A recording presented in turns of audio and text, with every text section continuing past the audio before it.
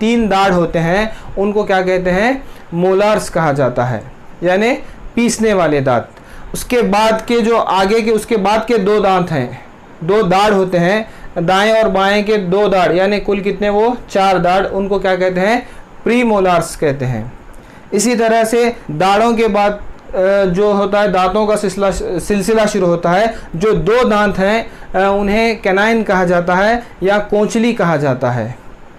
उसके बाद कैनाइन के बाद जो बीच के जो 4 दांत होते हैं जिन्हें कतरने वाले दांत या इंसिजर्स कहते हैं, तो कुल ये 16 दांतों की बनावट है। तो 16 दांतों में जो पीसने वाले दांत हैं जिन्हें मोलार्स कहा जाता है वो 6 हैं।